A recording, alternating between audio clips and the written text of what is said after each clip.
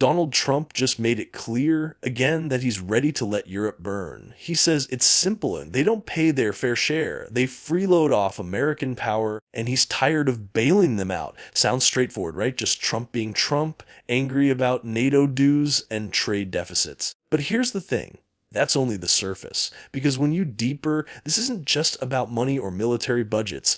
This is about ideology, resentment, and a total rejection of what Europe represents. To really understand why Trump hates Europe and why it matters more now than ever, we need to break it down. So in this video, we're diving into 4 key points: the freeloader narrative, Europe's geopolitical irrelevance, the clash of values, tech, power, and control. Because this isn't just a foreign policy spat, it's a full-blown ideological war. And America is right in the crosshairs.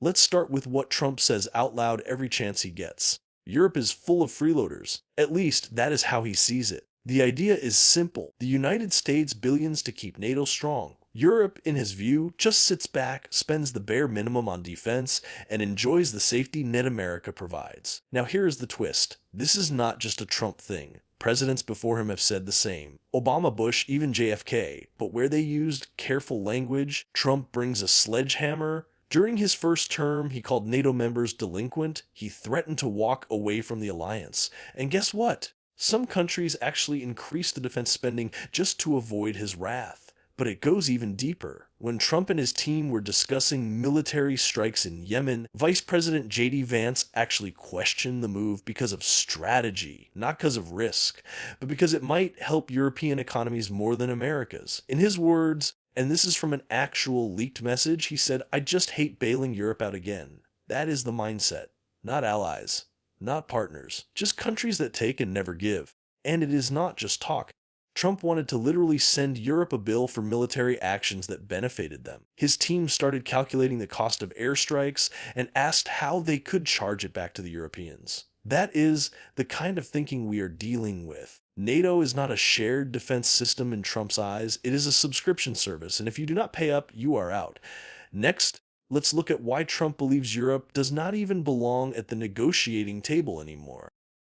Now let's be honest. Trump does not just think Europe is cheap. He thinks it is irrelevant. When his administration started talking about peace talks between the US, Russia, and maybe Ukraine, Europe was not even invited. Not France, not Germany, not the EU. And when European leaders complained, saying any deal without them was incomplete, the Trump team did not even blink. One US official compared it to inviting Guatemala. In other words, they see Europe and Central America on the same level of influence. That is not a diss. That is an insult carved in stone. The logic is brutal but clear. If you are not essential to the outcome, you do not get a seat at the table.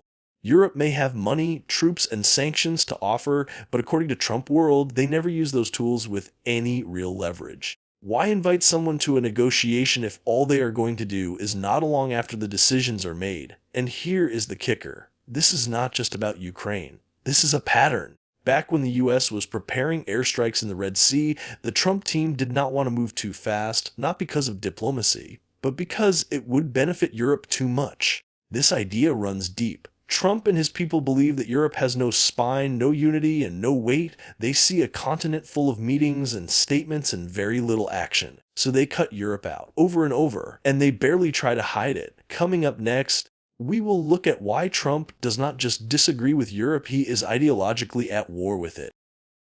So here is where things get personal. Trump does not just see Europe as weak or irrelevant. He sees it as wrong. Europe represents everything Trump cannot stand. Rules, institutions, compromise, accountability. Where Europe sees leadership as negotiation, Trump sees it as domination. Where Europe believes in shared responsibility, Trump believes in loyalty to the strongest guy in the room, and that drives him nuts. Think about it.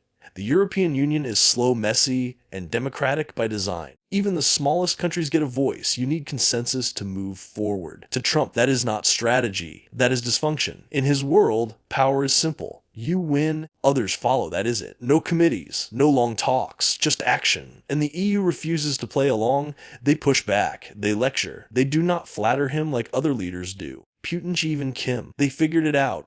Praise Trump and you get what you want. Europe, it treats him like a peer, and he cannot stand that. At the Munich Security Conference, J.D. Vance went off on European leaders for cracking down on conservatives and free speech. He basically told them, if you are afraid of your own voters, do not expect anything from America. This is more than political, it is emotional. Trump sees Europe as a mirror of what he fights at home: liberal elites, judges, rules, people who tell him no. And for a guy who only respects strength, Europe looks like weakness in a suit. Coming up next, we will talk about how this all connects to tech, money, and a quiet war for global control. Here is something that does not get talked about enough. Trump's beef with Europe is not just political, it is also about power, data, and money. See, Europe is the only region in the world that has actually pushed back against the biggest tech companies in the US. We are talking about billion-dollar fines, antitrust lawsuits, strict privacy laws. The EU has been going after the digital giants that dominate the modern economy, companies that just happen to be close friends of Trump and his orbit. Now ask yourself this: what do Trump, Elon Musk, and others have in common? They want to reshape the system, cut down the government's power, and make sure no one can touch influence, and the EU is a problem for that plan. A big one. It is the last major force outside the US enough size and political will to challenge tech monopolies, to regulate data, to protect users. So what happens? Trump and his team start doing whatever they can to weaken Europe, undermine it, fuel division inside the EU, make sure it stays distracted with wars, economic pressure, and political chaos. There is even talk from J.D. Vance about pulling NATO support if the EU does not back off Musk's platform. This is not just foreign policy anymore. It is a turf war, a battle over who controls the future, and Europe, with all its institutions and rules, is standing in the way. To Trump and his allies, the goal is not cooperation. Me talk, it is domination, and if Europe refuses to bow, they would rather see it fall apart. What you just heard is not the whole story. This is just the surface, a crack in the wall. There are 2 more videos right here on screen. Watch them, not for me, for you. Because the people who are shaping the future are counting on you to stay distracted. You are already one step ahead. Do not stop now.